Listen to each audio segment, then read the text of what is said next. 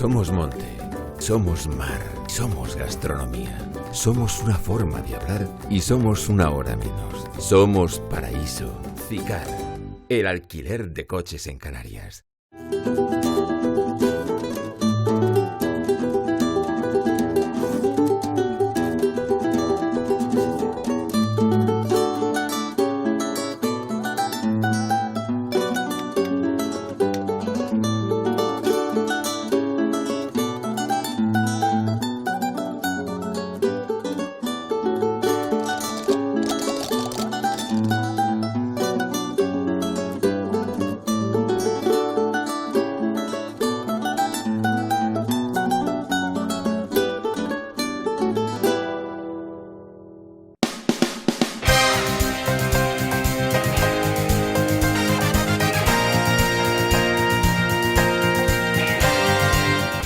Porque la isla estaba saturada de jóvenes que no tenían trabajo, no había trabajo para nadie, se fueron el 80%.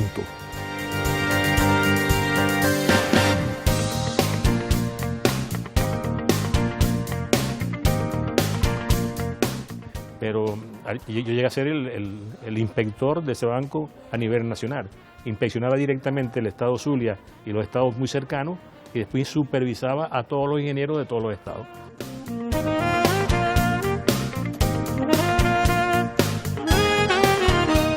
Emigrar es muy difícil, para donde quiera que emigres. Tienes que ir y empezar, a menos que vayas con un contrato de trabajo, etcétera. Pero por lo general, los emigrantes que lo hacen por problemas se van a enfrentar a una gran barrera. Una barrera laboral, una barrera social.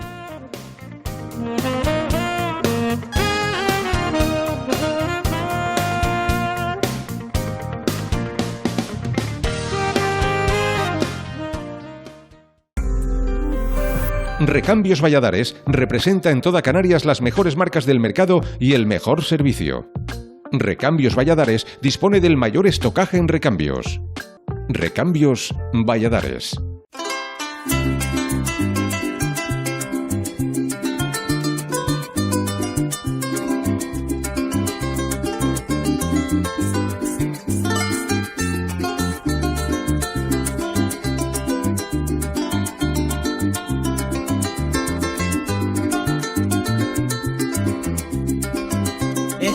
Yo jovencito, me di la mano con la viuda de una tienda. Ella tenía más o menos 70 años, pero cuando se arreglaba quedaba como una reina. La cosa empezó una tarde, cuando mi madre conversó un rato con ella. Don Horacio, ¿qué tal? Muy buenos días. Buenos días. Vamos a hablar de la emigración. No sé si la emigración ha hecho mucho daño o ha beneficiado a la isla del Hierro. ¿Qué me diría usted? La emigración a América ha sido la salvación de la isla. Empezó a Cuba en los primeros años del siglo, después a la Argentina y después, a partir de los años 40, a Venezuela, fundamentalmente. Y se puede decir que fue la salvación de nuestra isla, porque todavía hoy usted hace un censo de las casas del Hierro y el 90% están hechas con bolívares. ¿Su profesión cuál ha sido? Bueno, yo estudié magisterio, después fui funcionario de obras públicas, pero me sentí muy constreñido en el tipo de trabajo que obras públicas quería, porque me destinaban donde ellos quisieran. Y yo decidí abandonar eso y me fui a América. Para nosotros ¿Concretamente a dónde fue? Fui a caer en la ciudad de Puerto Ordaz, en el Orinoco, cerca del Dorado. Es la última ciudad importante de Venezuela con respecto a Brasil, una ciudad selvática. Pero esa ciudad, en los años 40 se descubrieron yacimientos de hierro y aquello fue un emporio, o es un emporio industrial, ahora empobrecido por la situación de Venezuela, porque además es una ciudad que está protegiendo, que está entre dos ríos, el Orinoco y el Caroní. ¿Y a qué se dedicó usted allí? Yo me dediqué a la venta de muebles y ferretería, tuve dos actividades comerciales, venta de muebles y ferretería.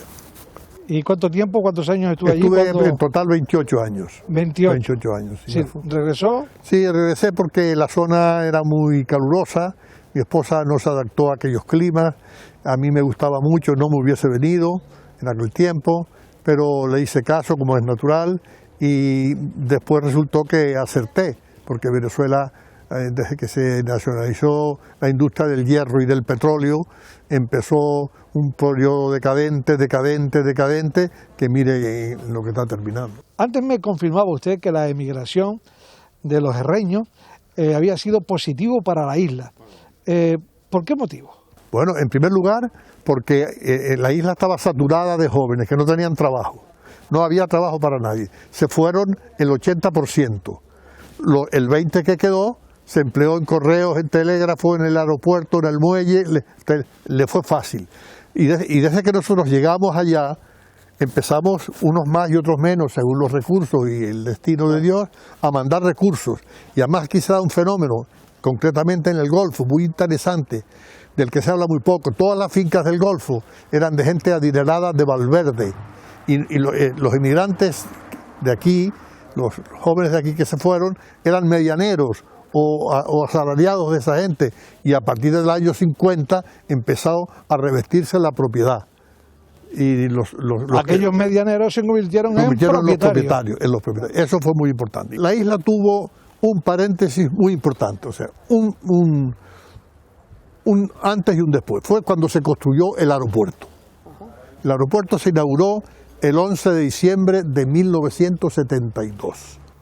Ofreció una conectividad importantísima cambió para la isla, el tiempo de distancia, el tiempo de desplazamiento de aquí a Tenerife, 19 horas de barco a media hora de avión. Eso fue fundamental. Bueno, yo de la Isla del Hierro en la actualidad acostumbro a expresar que lo que va a suceder no se sabe. Es decir, no es muy prudente a la edad de uno hablar de cosas, pero sí es verdad que estamos en una incógnita muy difícil. Es verdad que la isla se pudo haber preparado mejor para el turismo y a tiempo no se preparó y se quedó descolgada, ese es un criterio mío, descolgada.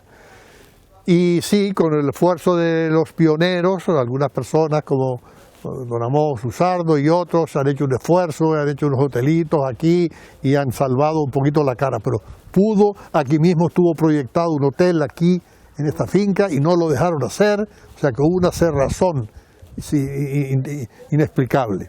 Ahora, respecto a Venezuela, le digo lo mismo. En los fanatismos ¿Qué siente usted? ¿Siente pena? Hombre, claro, yo viví ahí 28 años. Venezuela fue para nosotros un paraíso. Venezuela era un país donde usted tenía todas las puertas abiertas, todos los caminos abiertos. Hoy podía vender zapatos, mañana comprar coche. ¿Añora usted aquella época? Claro.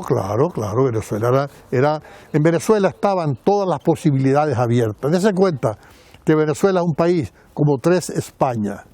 Y tiene apenas 30 millones de personas, y tiene recursos únicos en el mundo, Pues le dejo que siga disfrutando de esta jornada que hace calor, pero aquí el fresquito en la zona de frontera, ese aire que llega desde la mar, pues se agradece. Muchas gracias. Bueno, muchas gracias. Suerte y salud.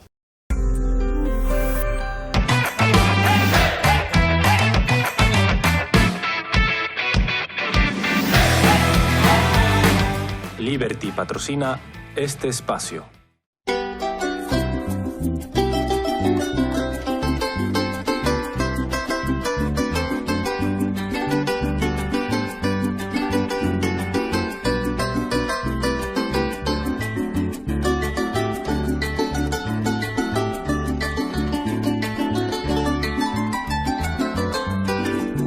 En silencio he sufrido tantas penas por ser mi alma tan buena y no poderla controlar. Saludos, sean ustedes bienvenidos a un nuevo programa de Vivir en Canarias. Hoy vamos a dedicar nuestro espacio para darles a conocer testimonio de personas que en su momento emigraron de Canarias a otros lugares del mundo. Concretamente, los testimonios que vamos a escuchar son personas que han ido a Sudamérica y algunos también a Norteamérica. Tenemos varios relatos, varias historias, y que cada una pues tiene su parte de felicidad, de satisfacción, pero a los inicios sobre todo muchas penurias. Muchos fueron y no regresaron. Otros han ido y han podido regresar y rehacer su vida aquí en el archipiélago canario. Es el caso de Gregorio Pacheco. Gregorio, buenas tardes. Buenas tardes. Gregorio, ¿naciste concretamente dónde? En La Orotava, en la antigua La Cidrona, Sí. que ahora es la Soledad Gobián. Ajá. Ahí nací yo y después, con la edad más o menos de unos 9 años, nos pasamos a vivir en una casa que compró mi padre en la calle Tomás Cerolo, la antigua calle del Agua, ¿no? Bueno, pasan los años y a qué edad decides irte a Sudamérica. ¿A qué lugar concretamente? Concretamente fuimos a Venezuela. Yo me casé también con otra canaria, pero que ella había estado en Venezuela.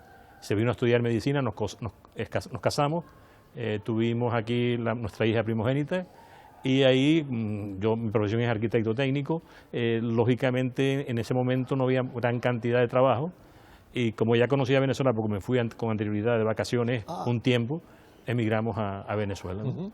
Y dentro de Venezuela fuimos a Punto Fijo porque los padres de mi esposa vivían en Punto Fijo.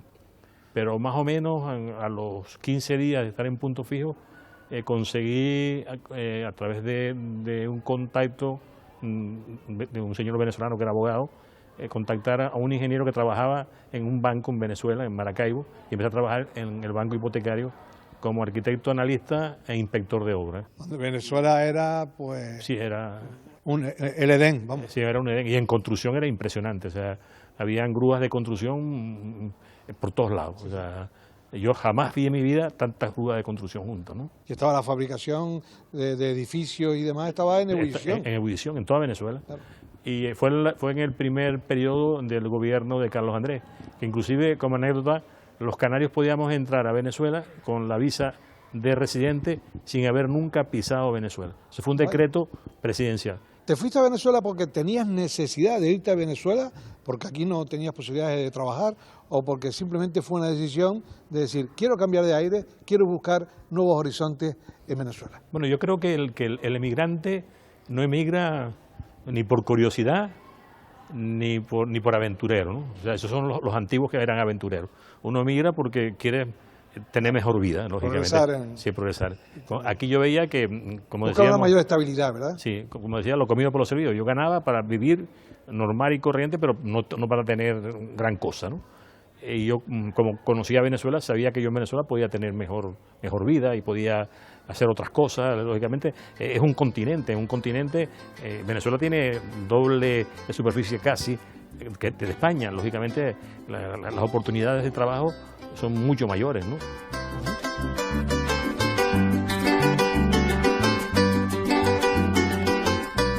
Llegamos a Venezuela y de ahí, lógicamente, nos fuimos a Punto Fijo y después había un abogado que era conocido de mi suegro y él estuvo aquí en Canarias una vez de visita. Este abogado me conocía y por mediación de él me puso en contacto con un ingeniero que llevaba la parte de departamento de ingeniería de un banco, que era el Banco Hipotecario del Zulia, que tenía que ver con el Banco de Maracaibo, un banco centenario en aquel tiempo, ¿no? Ese banco para mí fue muy importante porque me dio un bagaje de conocimientos impresionante, porque yo con 25, 26 años, yo terminé la carrera muy joven, con 21, yo tenía 6, 7 años de experiencia, ¿no? Pero yo llegué a ser el inspector de ese banco a nivel nacional. Inspeccionaba directamente el estado Zulia y los estados muy cercanos y después supervisaba a todos los ingenieros de todos los estados. Era una responsabilidad muy grande, ¿no? Y también analizaba los proyectos de los diferentes arquitectos que llegaban a solicitar créditos al banco, ¿no? Entonces eso fue durante 20 años de mi vida que estuve metido en ese banco, ¿no?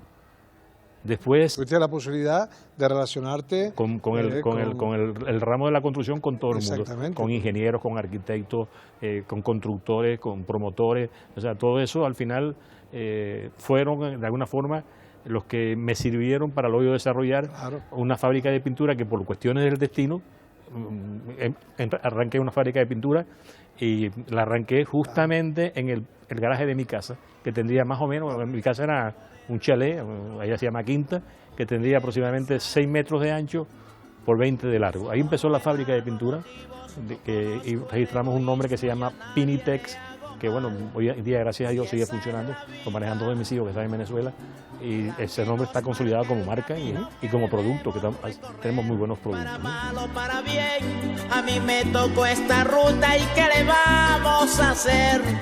Si hay que perder, aún no estoy resignado, déjenme seguir luchando que mi deseo es vencer. Bueno, el temor siempre existe. O sea, en Venezuela uno sabía cuando salía a la calle, pero no sabía si ibas a regresar, con la delincuencia desatada que hay, ¿no? Pero bueno, yo creo que de alguna forma, al criarte allá, vivir allá, y sabes cómo manejar la situación y sabes cómo cuidarte. No estás ajeno, lógicamente, a que te pueda pasar algo, ¿no? Porque es un país que tiene mucha inseguridad en este momento, ¿no? Lamentablemente, porque es un gran país, ¿no? ¿Cuántos años pasaste en Venezuela? Como 42 años. ¿Y te arrepientes de pasar 40 años de tu vida fuera del archipiélago canario? No, en absoluto. Para mí Venezuela es mi segunda madre. Yo a Venezuela todo lo que tengo se lo debo a ella, con mi esfuerzo lógicamente, pero se lo debo a ella. Es un país que es muy bondadoso y no, independientemente que no, Venezuela es un gran país. ¿Qué sientes por Venezuela? ¿Añoranza? ¿Nostalgia? Un amor inmenso por ella. O sea, un amor inmenso. Venezuela es un país que te llena, al canario le llena mucho. Fíjate que ya aquí la octava isla era Venezuela, ahora pusieron la isla de Graciosa, pero siempre hablan de la octava isla, que es Venezuela. ¿Y por qué? Porque hay mucha correlación entre el canario y Venezuela. O sea, no hay ninguna familia, creo yo, en Canarias que no tenga un emigrante en Venezuela. ¿Qué sientes por aquellas personas que están actualmente en Venezuela, que no pueden regresar a Canarias, que allí no tienen ni para comer y que las conoces porque han sido amigos o son amigos tuyos, familiares? ¿Qué sientes por ello? O sea, uno siente impotencia porque es que no puede hacer nada. Si uno fuera gobierno diría, bueno, puedo hacer cosas, pero ¿qué puedes hacer? Y hemos hecho algunas cosas que no lo quiero sacar como propaganda, ¿no? Pero nosotros hemos enviado medicamentos a Venezuela, muchos medicamentos. Una vez teníamos casi un container de leche en polvo para los niños de madres con SIDA, que son niños sanos, pero la madre no la puede amamantar. Y el gobierno venezolano había prohibido la entrada de leche. Imagínate dónde llegan los extremos.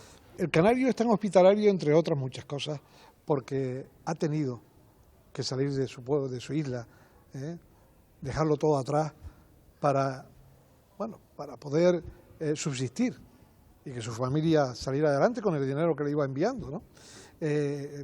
Yo creo que en la actualidad no debemos olvidar que hemos sido y somos un pueblo de emigrantes y que tenemos lo que tenemos en gran medida porque se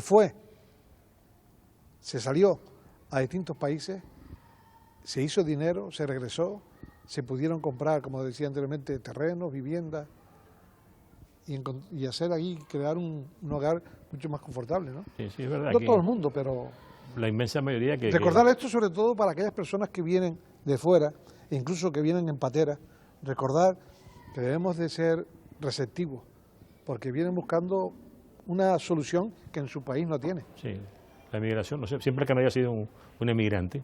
Y la verdad que aquí hay grande, Ico de los Vinos es uno de los pueblos que fue básicamente, y Candelaria. La zona del Tanque, la parte alta de Ico de los Vinos. Por ejemplo, otro pueblo que también ahora mismo, que se ha multiplicado la población es Candelaria, con la última llegada de venezolanos, ¿no?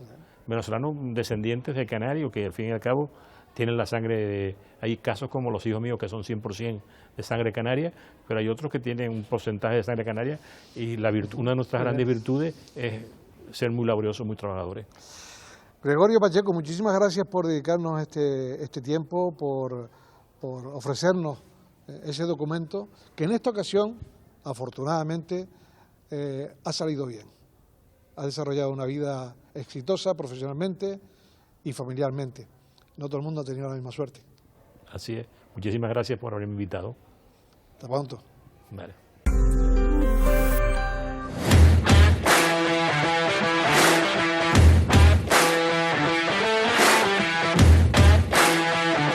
Restaurante Asador Las Lilas patrocina este espacio.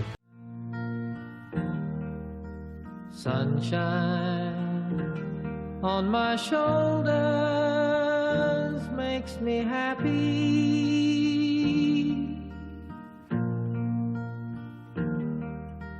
Sunshine in my eyes can make me cry.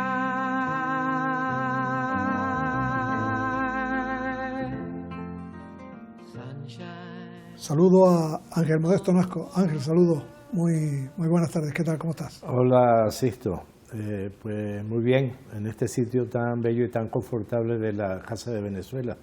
Gracias por la oportunidad de poder dirigirme a los demás y hablar un poquito.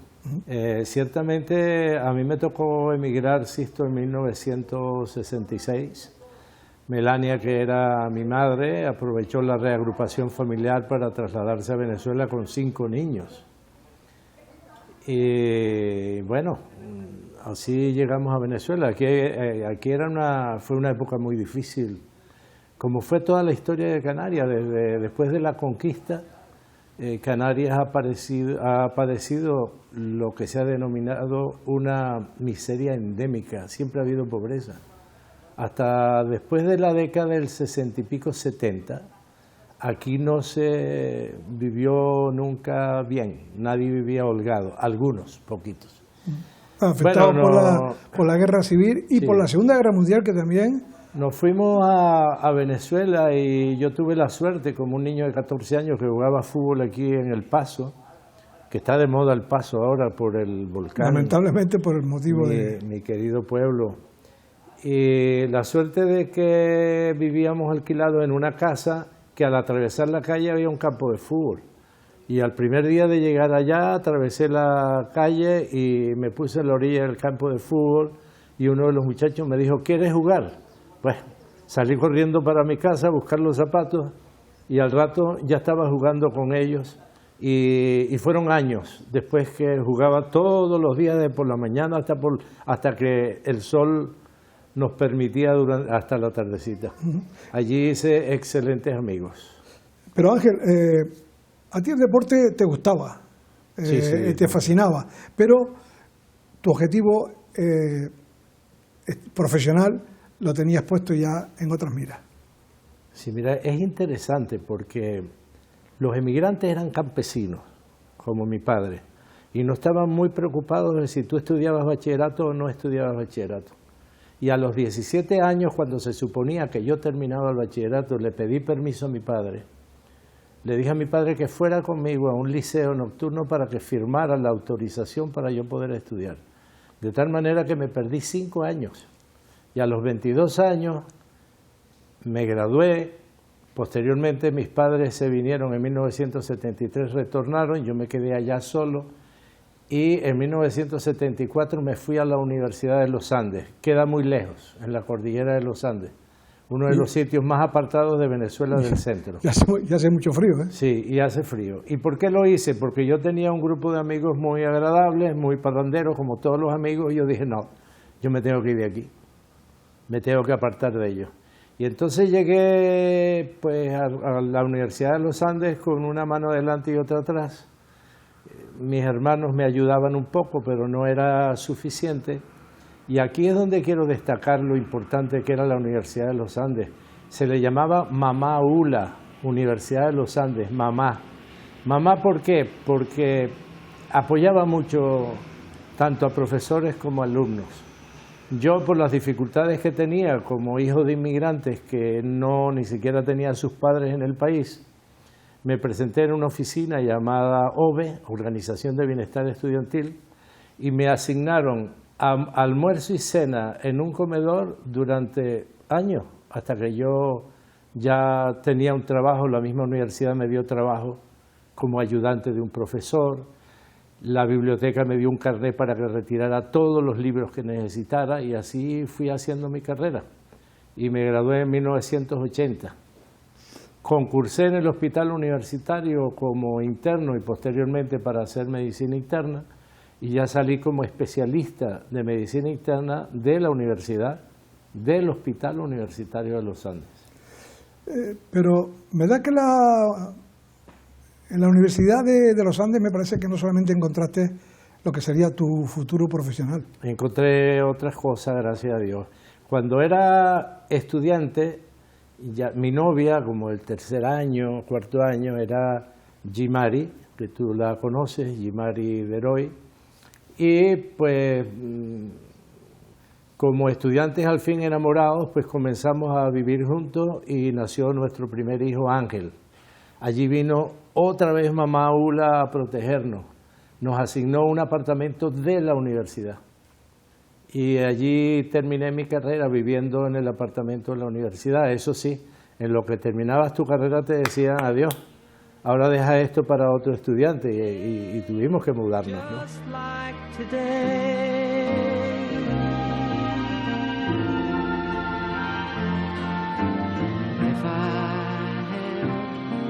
A song that I could sing for you,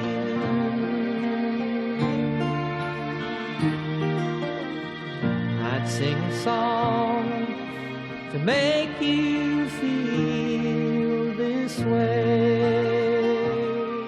¿Y el único de los hermanos que estudió allí en Venezuela? Sí. ¿Fuiste tú en este caso? El único de los hermanos que estudió fui yo. No porque me mandaran a estudiar, sino porque yo deseaba estudiar. Pusiste interés y quería estudiar medicina.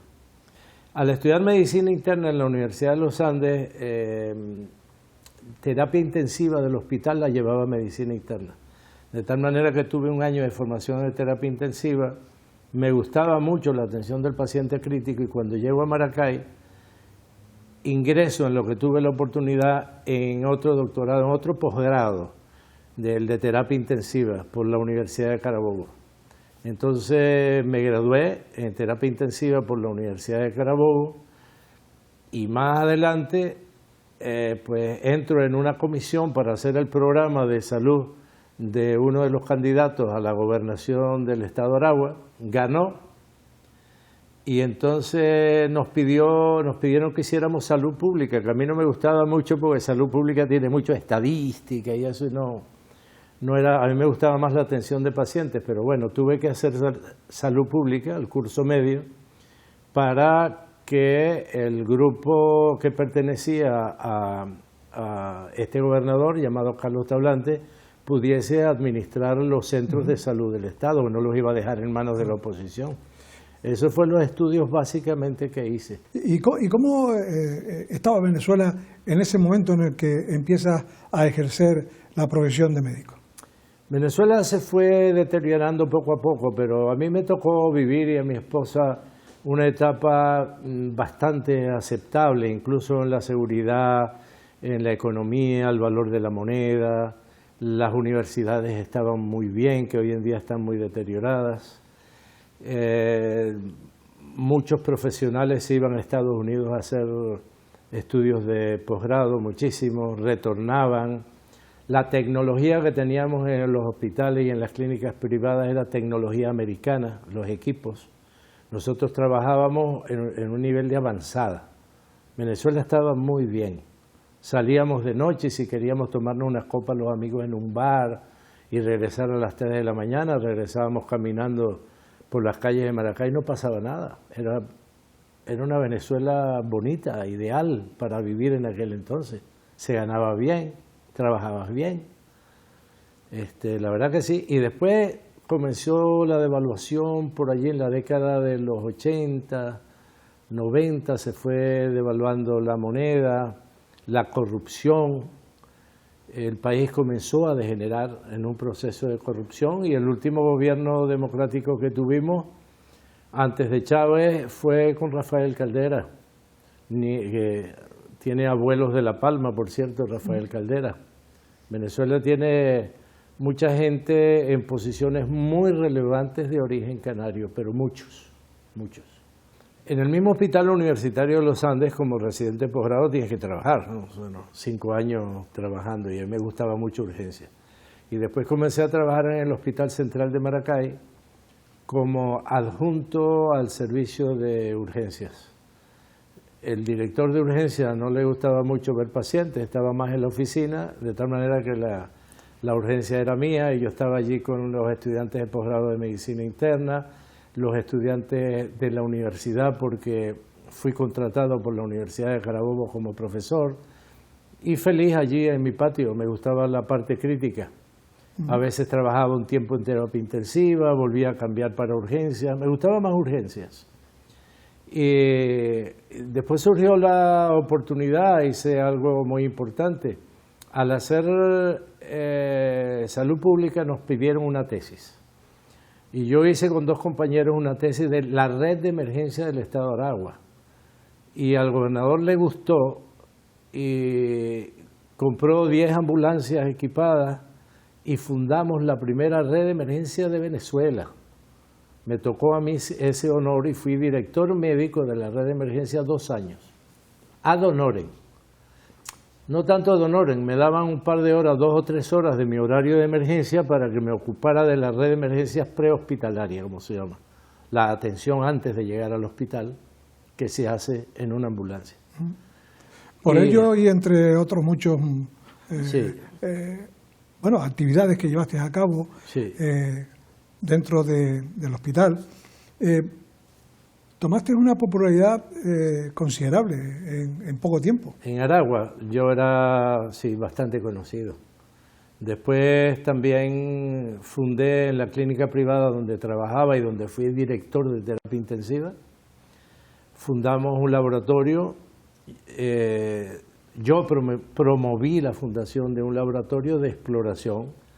Logré reunir después de un año a 18 médicos especialistas y convencerlos de que en el futuro no iban a poder comprar sus equipos porque la moneda se estaba devaluando en forma vertiginosa y que nadie iba a poder comprar un ecocardiograma, un electroesfuerzo, un holter, que teníamos que hacerlo entre todos. Y se convirtió en un laboratorio que tenía muchísimo trabajo, tenía 14 empleados. Y, o sea, siempre estuve haciendo cosas. Y Ángel, al margen de ese reconocimiento popular que tuviste estando en Venezuela y que lo sigues manteniendo, me consta, se te recuerda, se te añora, porque tenías muchísimos pacientes, muchas personas que acudían a ti y eras un referente. Pero ahora me ha llegado de que la Academia de Mérida, de las más importantes de Venezuela, quiere hacerte una distinción pues a un nivel, vamos, yo diría que global. Sí. No sé si... Bueno, la Academia de Mérida no es que sea la más importante de Venezuela, en Caracas hay otras academias, pero es una academia importante. Y reúne a personalidades... Por eso yo decía una de las más importantes. Sí, reúne a personalidades del mundo de la ciencia y del mundo del arte, de la literatura. Y recientemente, y lo digo con mucha humildad, y ha sido un honor para mí recibir una comunicación de la Academia de Mérida donde se me nombra miembro correspondiente extranjero de la Academia. Es decir, me han incluido como miembro de la Academia.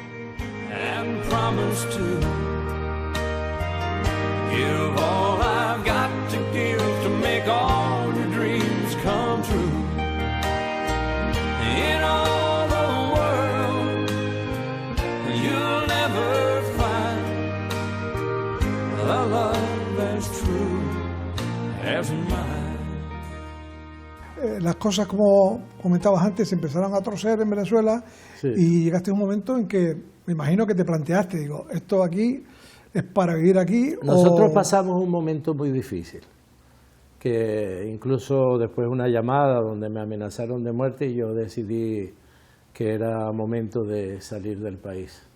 Llegamos aquí, llegué a tu casa, yo primero.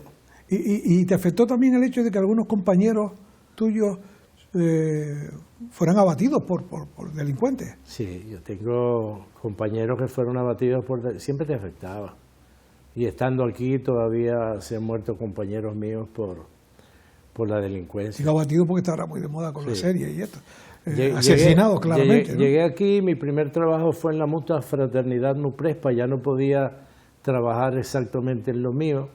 La Mutua me envió a Madrid a hacer varios cursos para adaptarme a la parte de medicina interna, me ayudaba mucho, pero la parte de manejo con la seguridad social, esa interrelación laboral de lo que es medicina laboral, la Mutua me formó para eso y llevo con ellos 20 años hasta ahora.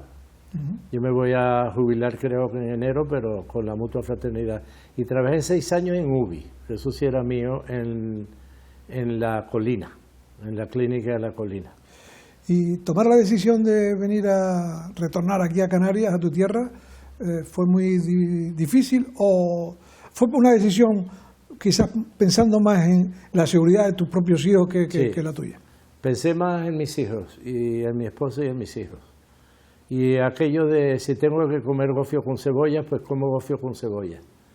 Y tomé la decisión de venirme. Emigrar es muy difícil, para donde quiera que emigres.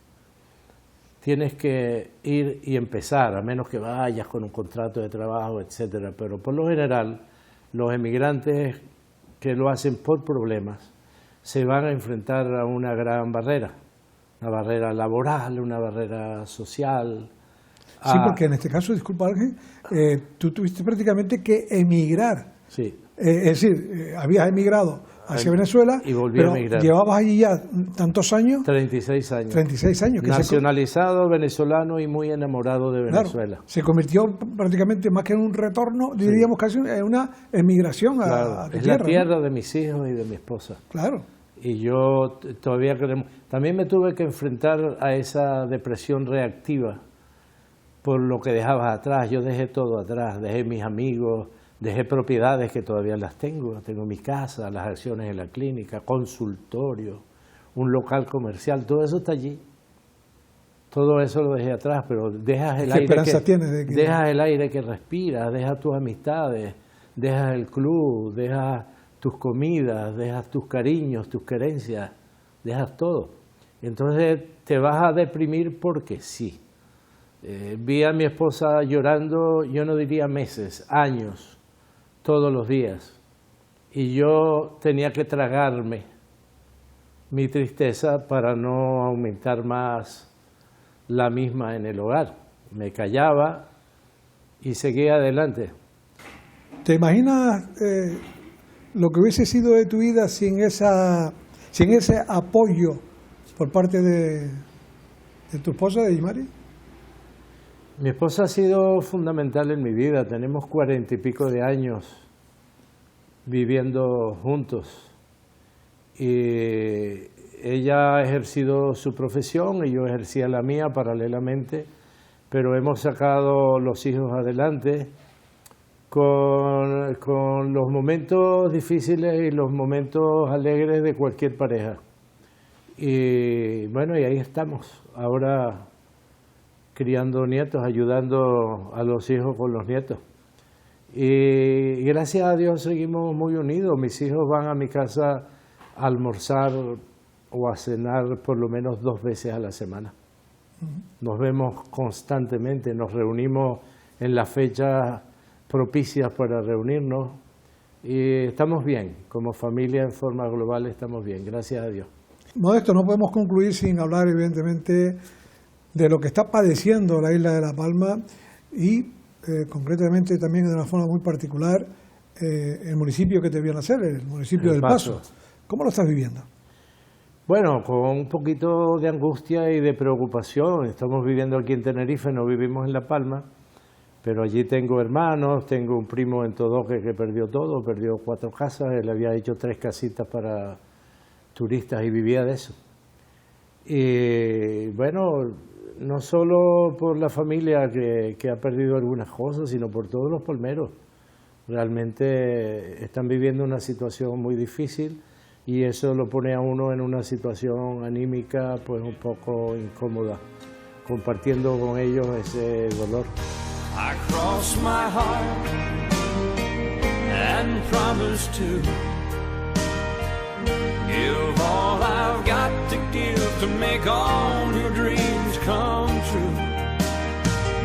In all the world, you'll never find a love as true as mine. And if along the way we find a day it starts to storm, you've got the promise of my love to keep you warm.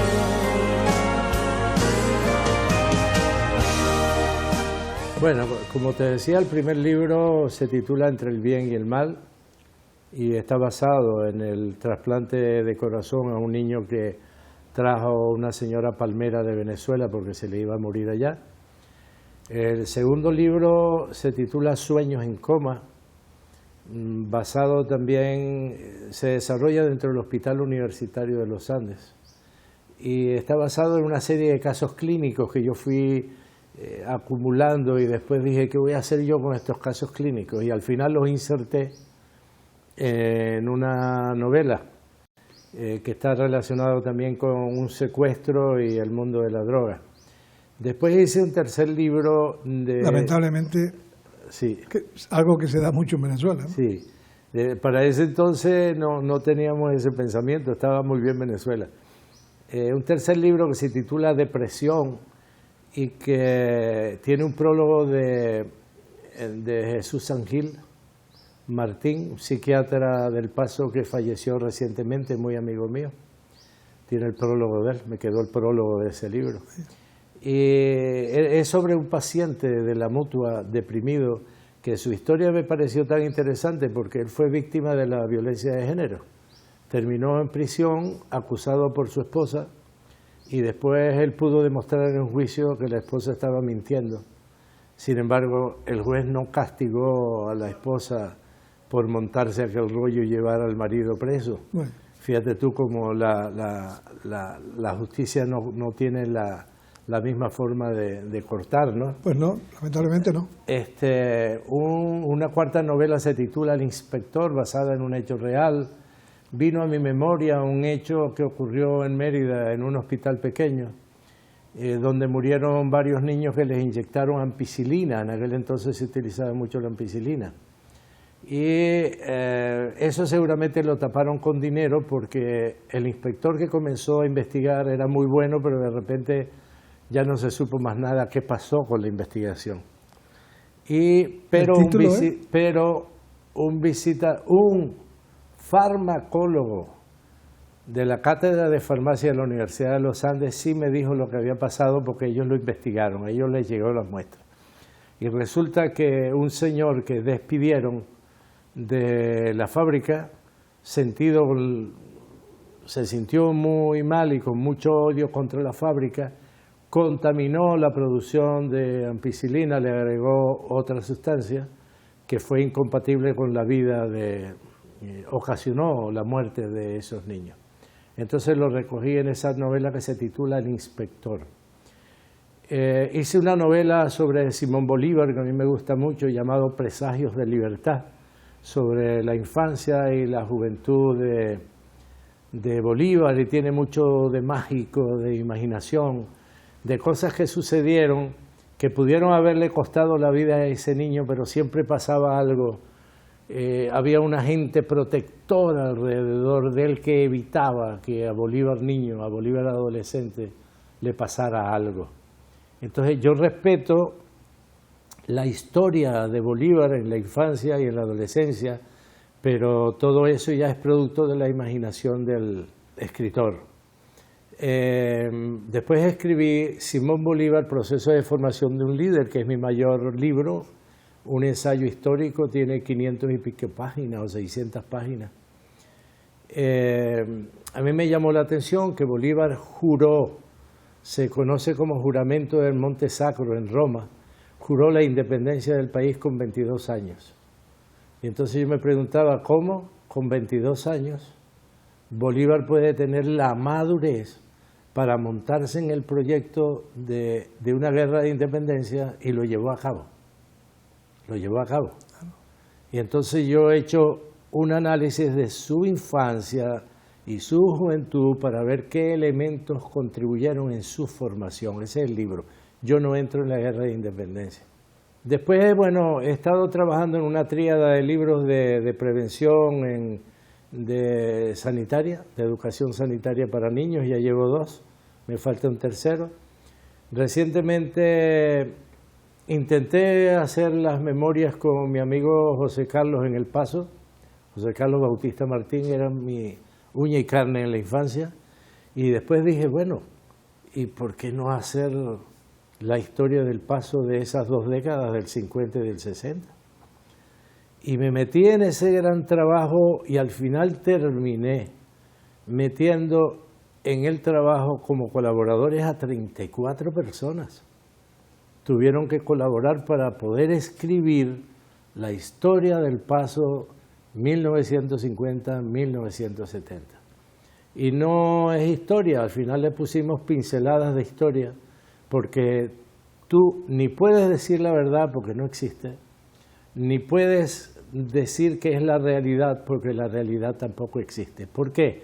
Porque cada uno de nosotros tenemos una percepción, claro, y una formación de la razón y una forma de hacer un análisis. Tenemos una mirada subjetiva sí, de somos las cosas, muy ¿no? subjetivos, y por eso es que al final entraron 34 colaboradores para aproximarnos y ser lo más veraces y lo más respetuosos.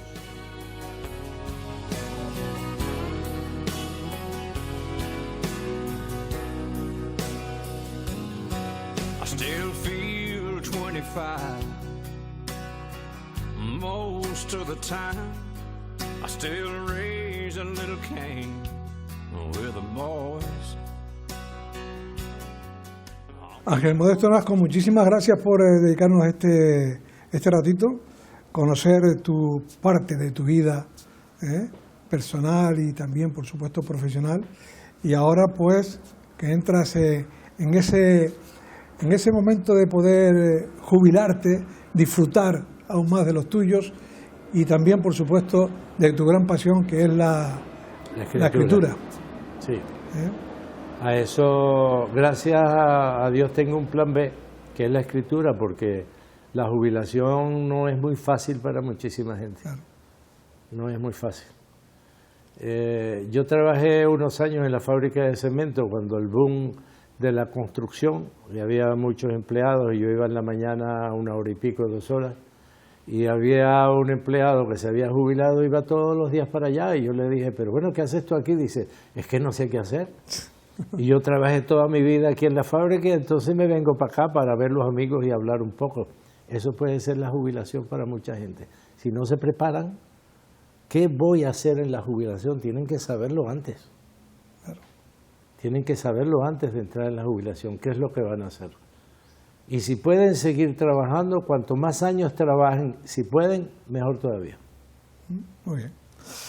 Además de esto, muchísimas gracias. De nada, Sisto. Gracias a ti. Hasta pronto. Gracias a ti. Bien, y ponemos así el punto y final por hoy a Vivir en Canarias. Hoy con el relato de Ángel Modesto Nolasco, un palmero, un canario que en su día pues emigró a Venezuela, como muchísimos canarios que lo han hecho, pero él tenía la idea muy clara. Él quería invertir el tiempo allí en Venezuela no para trabajar y hacer dinero, sino para formarse, para estudiar. Y vaya que lo consiguió. Quería ser médico y alcanzó esa meta que para él era prácticamente vital. De hecho, después de 20 años, que hace ya que retornó a Canarias, desde la Academia de Mérida, se le hace ahora un reconocimiento destacado, reconocimiento que solamente se le hacen a aquellas personas que destacan de una forma muy, muy especial. Por lo tanto, los canarios dejamos muy buena huella por allá, por donde vamos, aquellos sobre todo, que van con la intención de trabajar, de hacer las cosas correctamente y de ahí los logros que luego reciben, los reconocimientos. Bueno, pues ponemos por hoy así el punto y final aquí a Vivir en Canarias. La próxima semana le contaremos más cosas de nuestras islas, de nuestros pueblos. Y aquí le esperamos. Que sean ustedes muy felices. Hasta la próxima semana.